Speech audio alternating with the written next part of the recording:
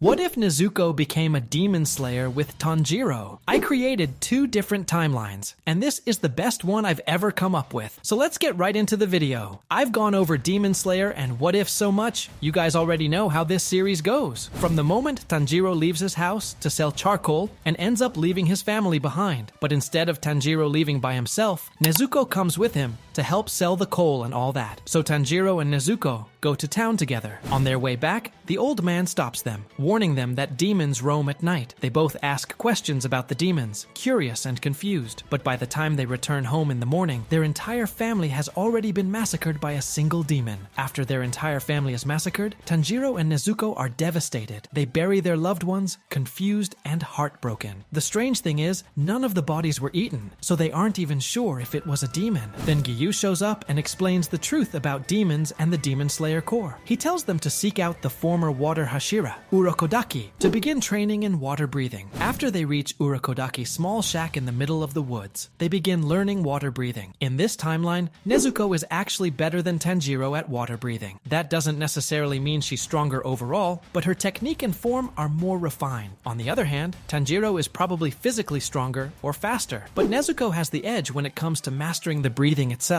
Now here's the thing, some of you might be thinking that Nezuko would have sun breathing, but in the original timeline, the only one who really knew it was Tanjiro. He practiced the Hinokami Kagura with his father, while Nezuko only ever watched. She never actually learned it. I'll explain her unique breathing style once we get to the training arc, but for now, both of them are using water breathing. So final selection comes around, and Nezuko is actually allowed to participate since she's not a demon in this timeline. She and Tanjiro team up, using water breathing to take down all the demons, especially the hand demon. Tanjiro has a much easier time this time around, since he's not alone. Now, let's fast forward to when they meet the drum demon. He used to be a lower moon, but isn't anymore. Zenitsu and Inosuke show up along the way, and together they defeat the drum demon. But now it's time to face a real lower moon. And this is where things get interesting, because in this timeline, we don't have demon Nezuko to rely on. So everything happens just like in the original timeline up until they reach the mountain. Zenitsu usually stays back and cries, but this time he decides to go. He doesn't want to act like a crybaby in front of Nezuko. So we've got Zenitsu, Inosuke, Nezuko, and Tanjiro all running through the mountain, defeating demons and helping out the other demon slayers. When they finally face the spider demon Dad, they defeat him much more easily since there are 4 of them working together. Just like in the original timeline, instead of Giyu showing up to help Inosuke, well, not really help, just kill the demon for him, he arrives and quickly finishes off Rui. It's so nonchalant. He simply walks up to Rui and slices his head off without hesitation. Tanjiro wants to learn more about flame breathing and its connection to sun breathing, so he goes on the Mugen train with Rengoku. But we're going to take a different path with Nezuko. Since she's better at breathing techniques than Tanjiro and her family worked with coal, I think she'd develop love breathing, which is actually a variation of flame breathing. So in this timeline, Nezuko would use love breathing. So before Tanjiro goes to the Mugen train with Inosuke and Zenitsu, Nezuko tells him, "I'm going to be training with Mitsuri to learn love breathing." Tanjiro responds, "Okay, I want to see if Rengoku knows anything about Hinokami Kagura." They both split up, and the events on the Mugen train play out, just like in the original timeline. The trio returns heartbroken. Rengoku has died. Nezuko is really worried about her brother, but she continues training in love breathing. Tanjiro takes time to recover and get back in shape. Then we move into the Entertainment District arc, which plays out differently in this timeline. Since Nezuko is a girl, she becomes one of the candidates to go undercover with Tengen. This time, I want to say that Kanao goes with them. I've always wanted to see what would happen if she joined the Entertainment District arc. I think Nezuko and Kanao would become good friends, so Nezuko convinces her to come along. Of course, Tanjiro also joined, but Inosuke and Zenitsu are sent on separate missions instead of joining the Entertainment District squad. So, in the Entertainment District, the only real change is that Kanao and Nezuko replace Inosuke and Zenitsu. The mission starts out mostly the same, but things change once the fighting begins. Just like before, Tanjiro meets Daki first and starts fighting her, while Tengen and the others are still dealing with the Belt Demon. But since Kanao is stronger and faster than Zenitsu and Inosuke, she and Nezuko arrive at the scene quicker. Because of that, Tanjiro doesn't pass out from exhaustion, and Nezuko never goes on a full rampage. Tengen then flies in and quickly cuts off Daki's head, and that's when the real Upper Moon 6 fight begins. Since Kanao is stronger than both Nezuko and Tanjiro, she helps Tengen fight Gyutaro, Upper Moon 6. Meanwhile, Tanjiro and Nezuko Nezuko team up against Daki, with Nezuko using love breathing and Tanjiro using Hinokami Kagura, also known as sun breathing. This time, Tengen doesn't lose a hand, and Tanjiro still unlocks his Demon Slayer mark. Together, they defeat Upper Moon 6. Kanao sits beside Tengen, frustrated that she can't do anything about the poison, even though she's the successor of Shinobu, who was a master of poisons. When Shinobu finds out that Kanao was on this mission, she rushes to the scene to make sure she's okay. By some stroke of luck, she arrives just in time and helps treat Tengen, using her knowledge of poisons to stabilize him and speed up his recovery. Tengen only survives by pure luck, but it's still hard for him to fully recover. The poison isn't completely gone. His body has to work it out slowly. Even with the antidote, it's not like a demon can just wipe it away instantly. And that wraps up the Entertainment District arc. If you guys want to see the Swordsmith Village arc, make sure to leave a like and let me know down below if you want part 2. And if you want to see